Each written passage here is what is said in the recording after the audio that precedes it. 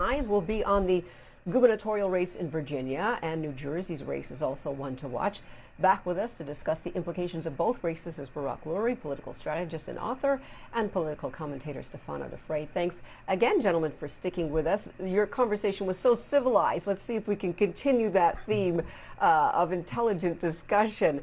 Let's talk about the state of Virginia. According to the polls, it's shaping up to be a good night for Republicans in the governor's race. Still a little bit early, but let's talk about Youngkin and what that would mean for the political landscape.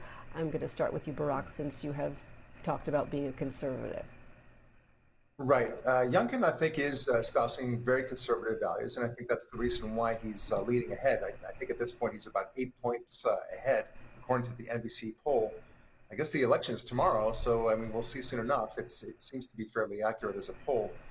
I do think that the reason why he's trailing, not trailing, but why he's advancing so far ahead is because he's dealing with the issues that the voters care about. I think education is a huge issue. The concern that education will creep in with critical race theory, which is not very much appreciated by conservatives, and also the whole woke culture, that is the thing that is resonating for Youngkin. In addition to the vaccines and the mandates, people are very frustrated with this.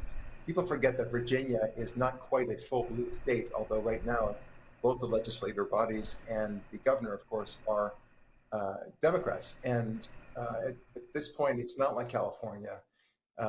It's more leaning purple than anything else. And people do have a fed-up sort of approach when it comes to the vaccines and the masks.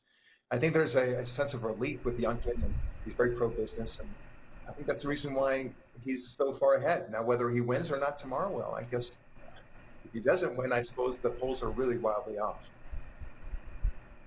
Yeah, it'll be interesting to see. Stefano, I'm going to have you weigh on this because Barak mentioned the fact that education is on the table. I've been hearing that a lot, that education is one of the big issues despite COVID and the economy and everything else. But the Democrats have traditionally owned the issue of education.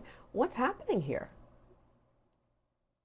In small order, to sum it up, keep it very brief, he's just run a bad campaign.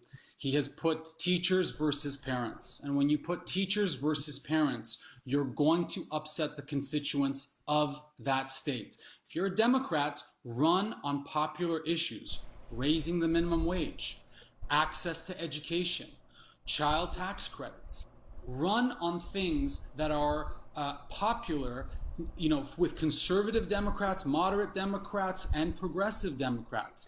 Even climate change issues. Don't get into this issue in a state that is sort of, still purple for this particular issue. Never put teachers against parents, because parents get really angry and they will make you pay afterwards. So that's on Barak's point, and to the point that you brought up. Second thing I just want to bring up is it's hard for a Democrat down ballot, no matter where they are, to run with the president's approval rating in May being 53% and now being 41%. We have high gas prices. We have a labor shortage. We have a supply chain issue.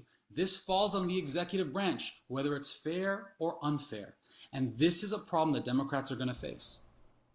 Yeah, exactly. Real quick, I want to switch to the governor's. Yeah, sure. I just wanted to say Stefano's point is so well taken. We disagree on the issues, of course, but strategy-wise, I think he's spot on. The Democrats really do need to stick with their bread and butter issues, things that they know that Democrats will really resonate to, and they're just not doing that. The teacher-parent divide, Stefano, I think that's so well spoken, so well articulated. You do not want to get in the way between parents and teachers, and that's exactly what's happened. And I think they're also riding on the coattails of Biden, which are not very good coattails to ride on. Yeah. Well, gentlemen, I had so many more questions for both of you. Like I said, the conversation is so civilized. I had so many more questions for you, but we do have to take a commercial break. Thank you so much, gentlemen, for joining us. Stefano